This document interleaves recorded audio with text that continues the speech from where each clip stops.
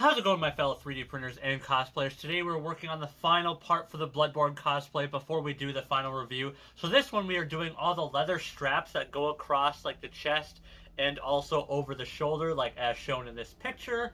We are also going to be weathering, so we are going to be doing some basic leather work for especially across the shoulder, but some of the supplies that we're going to need, for example, over the shoulder, you're going to need some leather strips, specifically this ELW vegetable tan leather full grain. This is, I believe, 1 1/4 inch, if I remember correctly. You are going to need some buckles like so. Also, if you want, you can have like these sliders that add really nice detail. For the 4 belts around the chest, you are going to need 4 belts, or you could do the same route with these leather strips. I'm going to go about an easier and quicker way. I went to my Walmart and found these really nice belts that have this really nice bronze buckle, which turns out really well, and we are going to be painting those with the matte coffee bean brown. It's a really nice brown. You're also going to need some leather rivets, which I got those there, and some burnishing wax if you're going to go the route, especially for this one, to treat the edges. So, let's get started, shall we?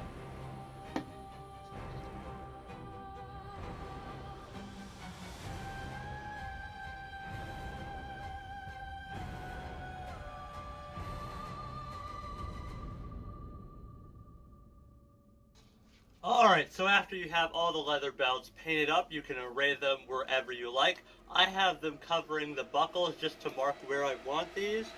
Now, you can also add punch holes in these if you want them a little tighter. I might do these in a couple areas, but we are now moving on to the big leather strap portion. So let's get started on that, shall we?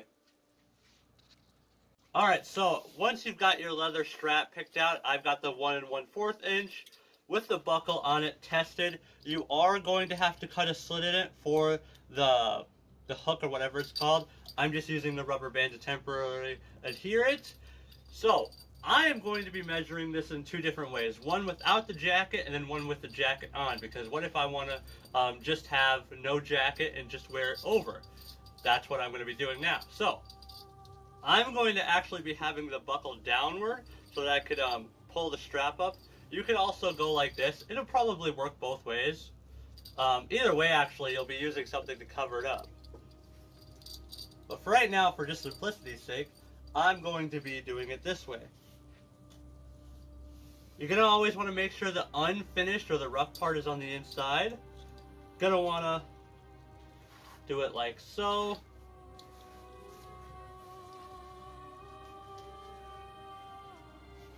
Alright, so here we have it like that. It's never going to fit perfectly flush like this, like you see in the video games and movies.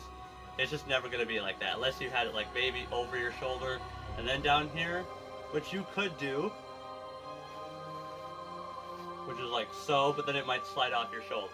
So always want to, at least for me, always have it slightly above your shoulder, and then I'm going to make a mark with a marker on the inside, just so that I know the rough area on where this is. Now, obviously from there, I'm going to make other punch holes for 2. But let's get the jacket on, shall we, to get there. Alright, so I got all my layers on. Time to remeasure it again.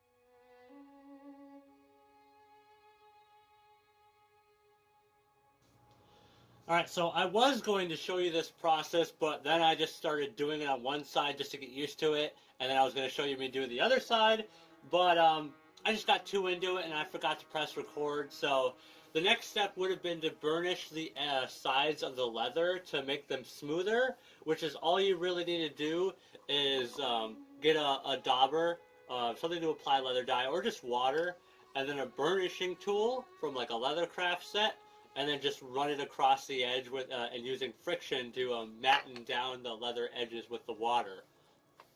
And then once it dries, it'll be a lot smoother. Now, I'm not going to do the wax method afterwards, mostly because this is Bloodborne. Everything looks a lot rougher in Bloodborne, and I want it to look slightly older, so that's why I'm not. So, unfortunately, I forgot to show you guys burnishing the sides of the leather strap. So, next up is painting this whole thing brown, and then we are going to weather it with some black shoe leather dye. So, let's get started, shall we?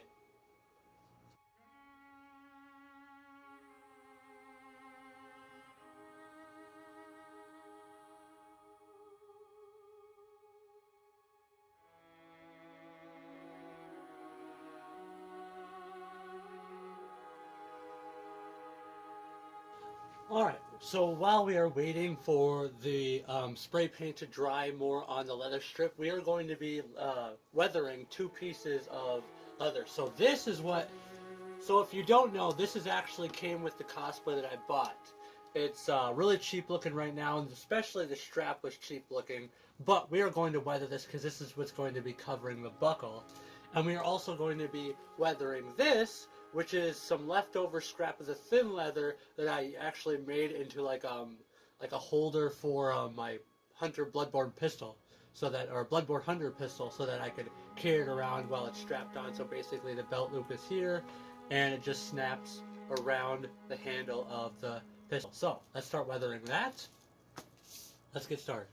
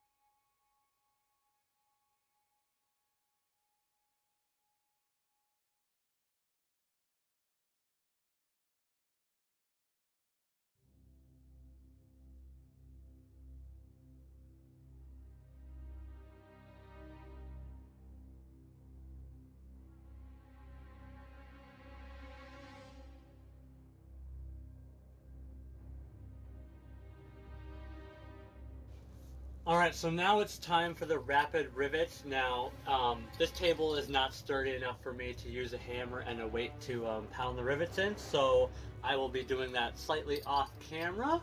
So let's get started on that, shall we? The coloring ended up really well on this, and I'll probably weather this after. Maybe I'll hit it with a hammer, who knows?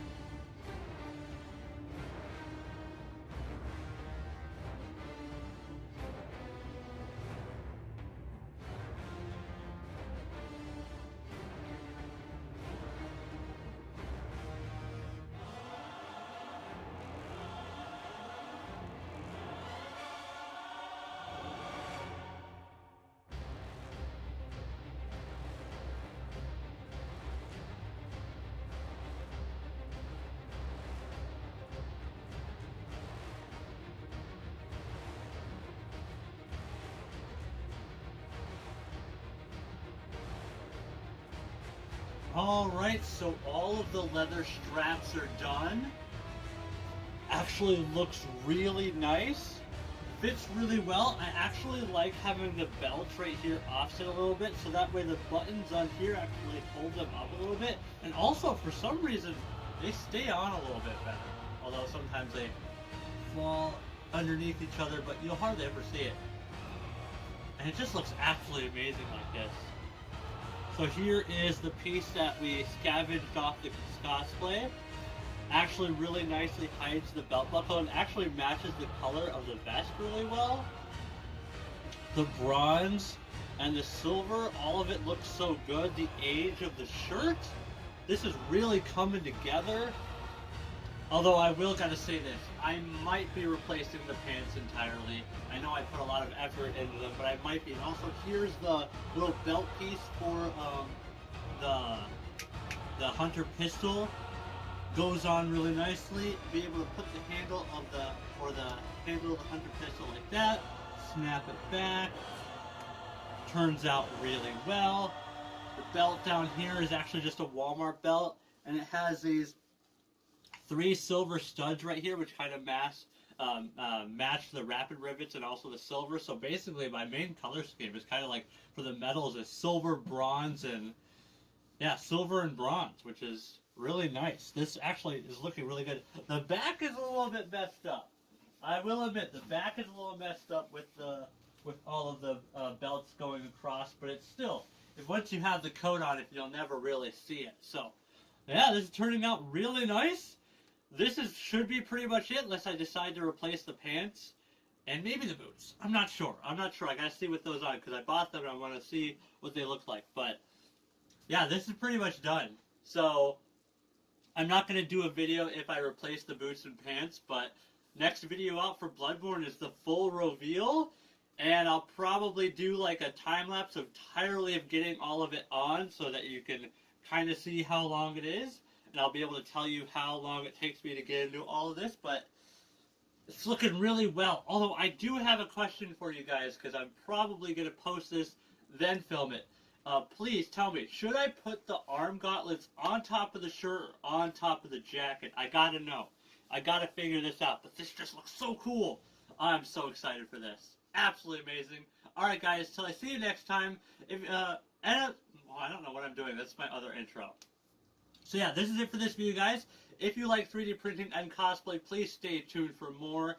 If you guys are interested in checking out my main channel, which is what started me doing YouTube at all, it's where I collect Funko Pops, NECA, Sideshow Collectibles. It's where I also vlog my conventions that I go to. And it's just my main channel. It's got, we're currently 479 subscribers to my 13 on this one. But again, this is just a hobby channel. God, this is looking great. This is looking fantastic. All right. Till next time, guys, as always, my fellow 3D printer and cosplayers, have a nice day and peace out.